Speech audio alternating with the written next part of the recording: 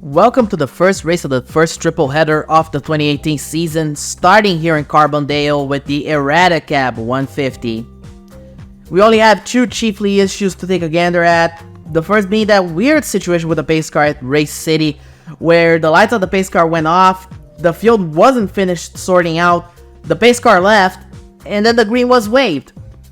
While it did not have a large bearing on the race results, it was still enough of an operational blunder that it will require an actual investigation.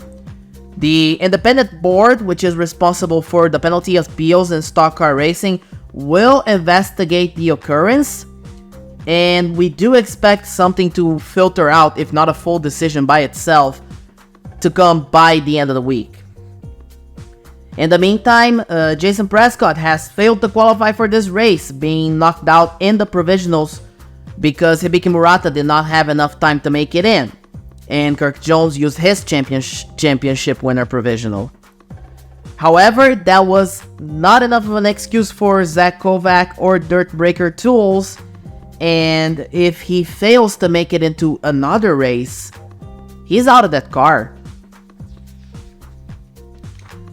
Taking the pole position today is Caitlin Richler in a fantastic effort getting over Lucy Barton, Rebecca Pellerin, and Charlie Faulkner. Joey Torkson and Carson Lambert take role number 3, each as two drivers that are in the PCC ecosystem and showing up for this race, while Riley McKee and Ryan Faulkner take role 4. At the same time, 47 cars have attempted this race and will attempt all races this weekend. Only 36 can make through this one. And you see quite a few rookies getting knocked out, with Prescott and Allison Smith, who has declared for the Rookie Challenge, also being knocked out by provisionals. Mai Hardick, Ethan Collins, Jared Green, Amitachi Bana, who is contesting the road course events and then was entered for these two oval races, Carbondale and Milwaukee, but with no strings attached as for qualifying performance, while Joyce Clements also doesn't make it in. This race, it got 25 laps longer in relation to the same event in 2017, so we went from 125 to 150 laps, almost 120 miles, and we expect to have almost a single lap pit stop if they can save enough fuel. So if everyone can save, we can finish this race on the tank they have.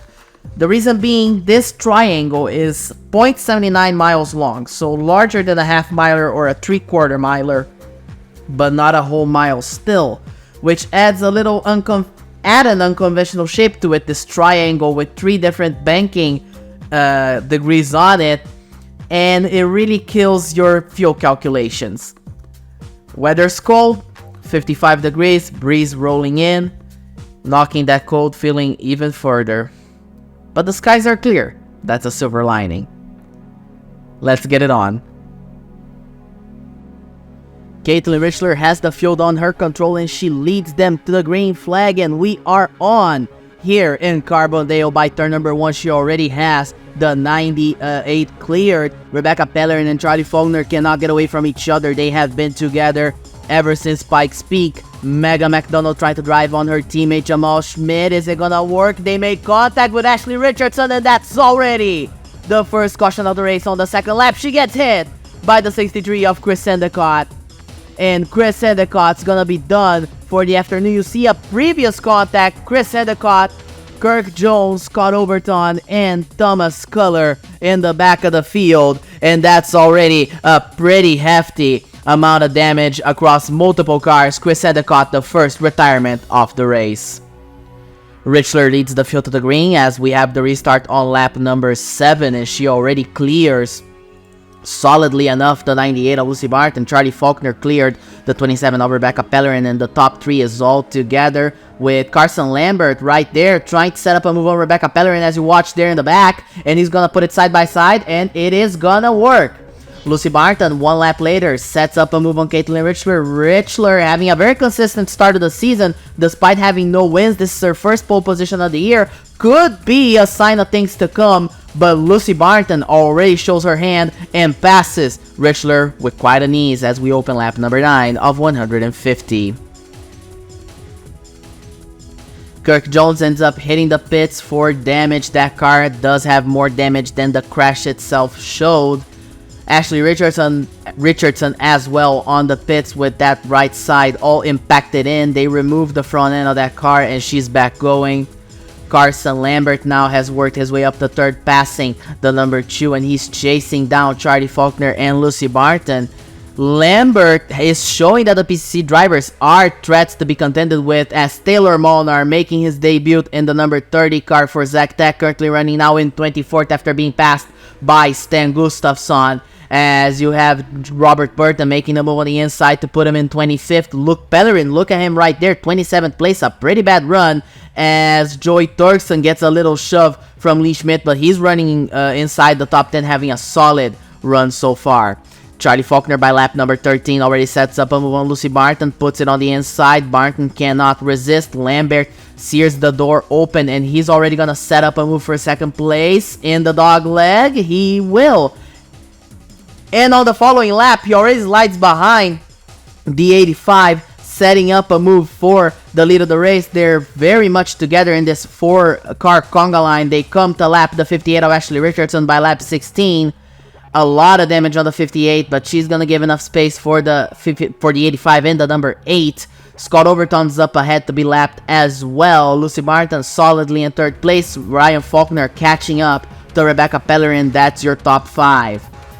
By lap 20, they are all over the 62. That's the battle for the lead. Carson Lambert and Charlie Faulkner for the first position. Lambert uses the 62 as a pick, gives a little shove to the 85, and there goes Lambert for the lead of the race, under the 85 and under the 62. And Carson Lambert, your new leader. Faulkner's gonna try to do a crossover, but there's just not gonna be enough time, and Lambert is gonna start to open a gap over the rest of the field. Lucy Barton now battling with Rebecca Pellerin, Ryan Faulkner, Corbin Dempsey for the third position. And you're seeing that we are having a very big consistency up on the field. And even drivers that are varying around on the top 10 are at least lingering right outside of it. As you see, Mac Henley and Vernon Hargrove, the two S2 Motorsports cars that are full-time, sharing the schedule with the number 8. Carson Lambert this time on the number 8. And now you see the number 8 managing through the lap cars. He has Molnar right ahead of him. After him, it's Athena Whitley. And geez Louise, he shoves the 30. Gives him a warm welcome to the series, even though that's his debut too. So Carson Lambert already driving like a veteran, chasing down the 06. About to set up a move. Is it enough? Not right now. He might try it on the dog leg. That's where he's gonna do it. Sticks it side by side under the yellow line. That's gonna be enough, and he's gonna put Athena Whitley a lap down. We're 32 coming into 33 laps in. As you have the Faulkners battling for the second position, Ryan and Charlie, they get together! Oh, that's... Ay, ay, ay, ay, ay, ay, ay, ay, ay, ay. They did not predict that was gonna happen. And for the first time in North American Auto Club history, we got a father-son caused caution. And the 89 dove. And there was not enough space. And I'm pretty sure they might be having, if not a talk, they're signaling towards each other. And I don't think Charlie's very much happy with what his baby boy has done to him on lap number 38. This will leave Carson Lambert on the lead. Rebecca Pellerin will capitalize, gain the third position from Ryan, gain the second from Charlie. Corbin Dempsey is going to take the third spot. Caitlin Richler stuck on the top 5. Lee Schmitz now joining the top 5. As you see the field going through the first turn, and everybody lined up. Pellerin not able to catch the number 8. The gap is starting to get a little bit larger once again as we approach 1/3 of the race through. Lee Schmidt has taken 4th position from Caitlin Richler. Riley McKee up there with Richler. So the two HQS cars are running very well, despite the fact that the O2, their third car, actually got involved in trouble earlier. Both Bartons running very solidly deep into the top 10. Tammy Barton already making a move on Lucy, using the number 2 as a pick to make the pass. Jamal Schmidt dives on the 96 of Tony Hart. Hard hit. On the corner, Luke Pellerin spun on his own. Reacting to that incident, we're gonna ride along with him. and see what happens, because the 55 dove in, got the 96 involved, and that was completely reactive by Luke Pellerin, and that's his involvement in this caution. We get the restart on lap number 53, past 1/3 of the way through 100, a little under 100 laps to go.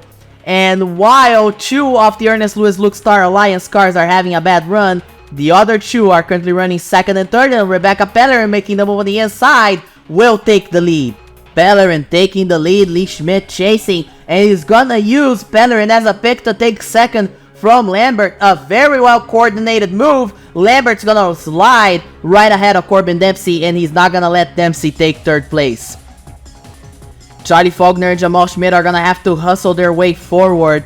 Currently Faulkner's 28th, Jamal Schmidt's 29th. Luke Pellerin right there, you see him 30th place.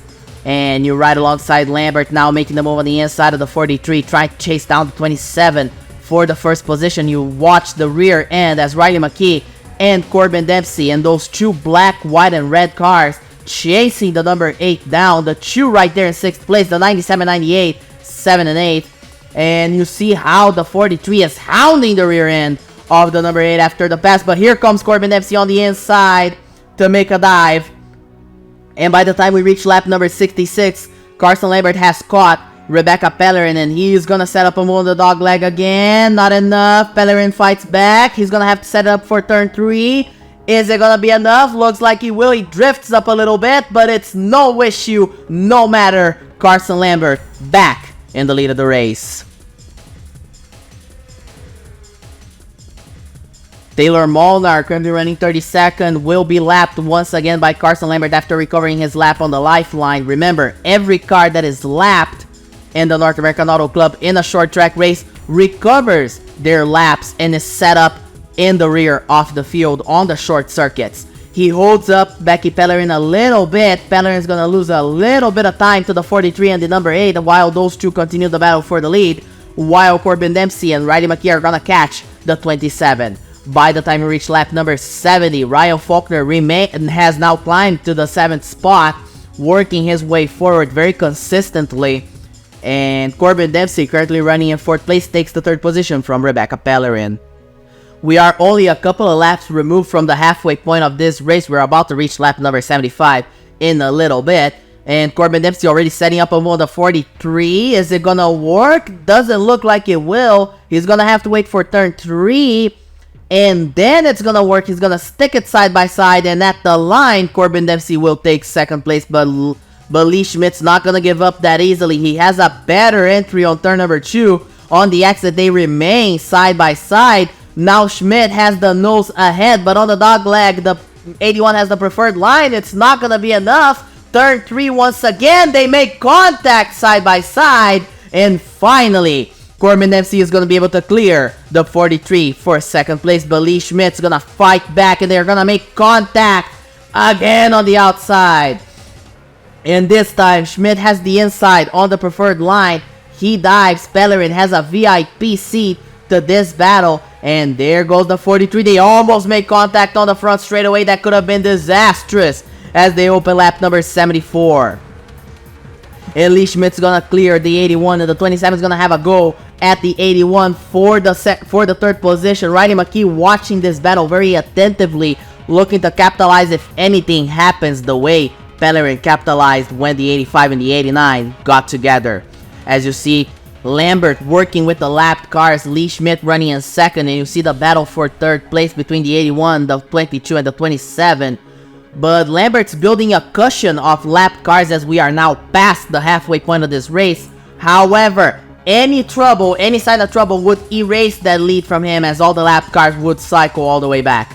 Ryan Faulkner working his way forward now, has to deal with the lapped cars of Scott Overton and Ashley Richardson. He dives on the inside. Contact!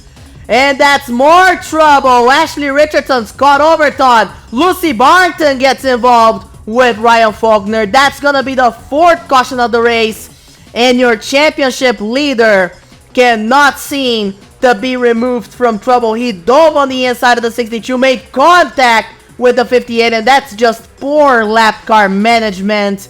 The 89 has not been distant from the wars. As you remember, Lakeland and the 98 just was unable to pick her way through the field, ends up hitting the 58, and both are gonna be done for the afternoon. And now Carson Lambert's gonna have to deal with Riley McKee, Lee Schmidt, Corbin Dempsey, and Rebecca Pellerin right behind them. McKee having a look as we have the restart on lap number 85. And here comes, we have 66 laps remaining now.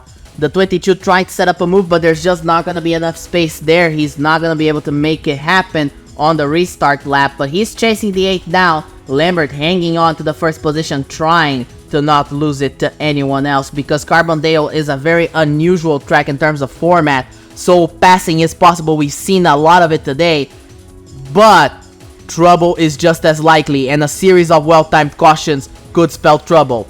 Schmidt and McKee battling for the second position. Here comes Schmidt, makes contact with the 22, and we got caution once again between 2 cars in the top 3. Kendra Brittany hits the 43, a lot of damage on the 26, and we got a caution once again. Lambert leads the field once again to the green, this time after another second and third place contact. Corbin Dempsey is the benefited part alongside Rebecca Pellerin, who was already benefited enough last time we had trouble like this. Warren Majeski, Brett Finley make contact on the front straightaway. Majeski spins in front of the field, everybody misses him. That could have been much worse than it was, but Majeski is missed by just about everyone despite spinning in front of Scott Overton. Lambert leads the field once again, everybody held station. Ryan Faulkner, look at him up there, running in 5th place. Charlie Faulkner using these caution periods and restarts as a means to climb the ladder once again. If Ryan Faulkner's up to 5th, Charlie's up to 9th, ready to pass the number 9, because here's the thing about Carbondale too. It is not unusual for damaged cars to be able to work their way forward. It's a short track. If your suspension isn't too shot, if your engine isn't too hurt, you can still win this race. And Lee Schmidt working his way forward into the top 20, passing the 88, looking at the 52 to pass, and the 23 will be on his sights up next. He sets up a move as we're gonna enter the last third of the race, the last 50 laps. Jamal Schmidt working his way forward as well, as you see him passing Vernon Hargrove for the 16th position. Riley McKee still up there in 15th. Peter Johnson running in 14th. We mentioned at Pikes Peak how when trouble arises, it always looks like Peter Johnson gains a few positions, and that seems to be keeping pattern. Becky Pellerin and Corbin Dempsey battling for position. Kendra Brittany slow on the track, a lot of damage on the front end of the 26, as he's gonna ride into the inside of turn number 3. Contact with the 95 Stan Gustafson, contact with the 28 of Vernon Hargrove. The 26 is sent around. That's the 7th caution of the afternoon. And you see, with 44 laps remaining, Ryan Faulkner currently running in 5th place. Charlie Faulkner now up to 6th. And if you paid attention, you're seeing back there, 11th place is Jamal Schmidt indeed. And right behind him in 13th is Lee Schmidt. Lambert leads the field to the green once again. Becky Pellerin was able to pass Corbin Dempsey before that caution came out, and she's trying to chase the number 8, but she's unable to make it happen on this restart. She's gonna have to hustle as we get it going on. The 97 of Temi Martin catching the 81. And here comes Ryan Faulkner on the inside to take the 4th position on the dog leg. Is it gonna be enough? It will. Charlie Faulkner's gonna make the move on the next lap, lap 111. 39 laps remaining here in Carbondale. Jamal Schmidt working his way forward. Lee Schmidt working his way forward as well. The siblings making gains and making them quick. The 43 and the 55 chasing down the 9 and the 0, and Lee Schmidt's already gonna set up a move on turn 1 on the 9. He's gonna try to set the 0 on the dog leg. Is it gonna be enough? Looks like it might be. It is, and Lee Schmidt takes the position on the dog leg. And here comes Charlie Faulkner fighting with the 89. After that contact between those two early on the going, they are gonna be weary of crashing again, and Charlie's gonna go through the 89 with no difficulty at all, like he wasn't even there. But at the point at the front of the field, Carson Lambert continues to lead with an embiggening lead to Rebecca Pellerin, while Faulkner and Corbin Dempsey are starting to catch the 27 fairly consistently, and Charlie Faulkner gives a little bump to the 81, displaces him, and there goes Faulkner for third position with only 30 laps to go by the moment they hit the stripe. We are on lap 121 of 150. By the time they hit the dog leg, Faulkner's gonna get the move done and he's gonna nail it perfectly. And Charlie Faulkner is gonna take the third position, set his sights on the 27. Lee Schmidt working his way forward as well, setting up a move on the 81. He's gonna try to make something happen as we approach 25 laps to go. Side by side, coming out of turn number 3, the 43 is gonna make it happen. The 85 is gonna make it happen on the 27. 25 laps remain here in Carbondale. But the gap to the number 8 is still fairly large. The 43 chasing down the 27. And there goes the 43. Despite all the damage on the rear, despite some of the damage on the front, Lee Schmidt still has one of the best cars in the field. Jamal Schmidt right there in the 6th position, chasing down Corbin Dempsey. So a caution would bunch everyone up again, and it would make for a perfect storm as Carson Lambert lapping the 32 of Kurt Jones gets into the rear of the 32, and that's not what you want to do, Carson. That is not what you want to do. This is gonna set up an 18 lap dash to the finish because he tagged the 32 while lapping him. Quite honestly, a rookie mistake in terms of pack management, and this puts the 85 and the 43 right on his tail.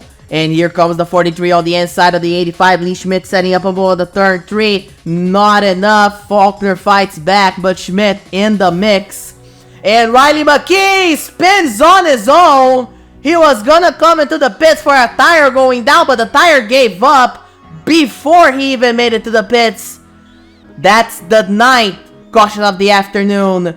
13 laps remain as we get another restart. The 8 leads, 85 chasing 43, chasing the 85, 27 and 55 in a battle. So you got 3 of the Luke Stark Ernest Lewis cars bunched together against one car of Charlie Faulkner Racing Team and the S2 Motorsports. And here comes Lee Schmidt, takes the position from Charlie Faulkner as we enter lap 139, and he's gonna make it look easy on this restart, chasing down the number 8, the 55, passing the 27 as well as we enter lap 140, and the 55 is chasing down the 85, and there goes both of them. Kristen Young running very well in the 9th position, used all of the trouble around her to gain restart by restart, and we weren't even noticing her all afternoon. But look at her 8th place pristine run so far. Lee Schmidt ready to set up on the number 8, looking on the inside. Lambert washes up a little bit, gives enough space on the front straightaway. They pass the stripe, Lambert leads, but Lee Schmidt has the nose in, and Lee Schmidt, look at the state of the rear of that car, will pass the clean and pristine number 8. And here comes the Napa 43 for the lead of the race, still side by side. Lambert not giving up, but there's just no fighting the inertia. Lee Schmidt is gonna pass for the lead of the race. Jamal Schmidt, his older brother, fighting alongside him in 4th place, trying to have a look on the 85 and the number 8, and Charlie Faulkner trying to have a look on Lambert. Lambert fighting, hanging on for dear life to the 2nd position. Rebecca Pellerin watching that from afar as the 55 tried to have a look on the 85. Is it gonna be enough? Doesn't look like it will, at least at this first moment as they enter the dog leg. The 55 is gonna stick it on the inside, and he's gonna make the move happen. 4 laps to go, and they hit the stripe. It's gonna be 3, and Jamal Schmidt on the inside to take the 3rd position. Carson Lambert stuck in 2nd with a distance to the 43, a distance that keeps building. Kristen Young stuck in the battle with the 81 of Corbin Dempsey for the 6th spot. Is it gonna be enough? Doesn't look like it will, but she's gonna set up on turn 3. Is it gonna be enough there? No, Corbin Dempsey's gonna win that battle out. Boyd Abbott and Thomas Tucker running very well in the 13th to 14th positions. Could have been better days, but they are working with the cards they were dealt. And coming to the white flag, Lee Schmidt made a pass really late into the run, and he opened the solid gap. The rear end of that car is all kicked up, all sorts of kicked up, but he did not took himself out of the contention as he rounds out turn 3 in this tricky triangle in Illinois. Lee Schmidt's gonna win in Carbondale, and Jamal Schmidt's gonna pass Carson Lambert in the line to take second place. Despite all the damage, Lee and Jamal Schmidt are gonna finish up in an Ernest Lewis 1-2. Fantastic result for a team that got involved in a lot of trouble this afternoon. Carson Lambert's gonna have to settle for third place. Charlie Faulkner once again getting passed late into the run to finish fourth. Becky Pellerin brings home a very important fifth place. Corbin Dempsey was able to hold off Kristen Young in the last few laps, while Ryan Faulkner and Tony Hart, also very much damaged, were able to carry their cars to 8th and 9th place, and Tammy Barton, Hart's teammate in the 97, was able to bring 10th place. Both drivers carrying the flag for Nelson Racing after Lucy Barton got involved in trouble early. Working his way forward today was crucial for Ryan Faulkner to gain even more points on Luke Pellerin, his chief contender so far. Charlie Faulkner, his father, gains 2 positions in the battle for the championship, vaulting over Corbin Dempsey and Lucy Barton. Corbin Dempsey stayed in 4th place, but they are far enough that Ryan Faulkner will still have some daylight to keep his championship lead. Lucy Barton 140 points behind, Thomas Tucker 186, Boyd Abbott the last car within 200 points. Tammy Barton deep inside the top 10, more than 200 points behind. Becky Pellerin back again inside the top 10 after not finishing in Race City. She had to recover those points, and she did it masterfully. She gained 4 positions, and with his win, Lee Schmidt gained 6 positions to join the top 10. In the Heat Rookie Challenge, Tammy Barton continues to lead commandingly over Kendra Brittany and Warren Majeski. Both ran into trouble this afternoon. Vernon Hargrove was a catalyst for trouble for Kendra Brittany, and he also cannot catch Tammy Barton unless a miracle occurs.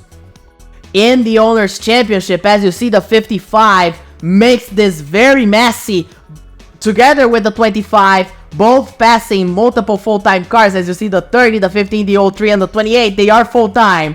The 55 and 25 are not.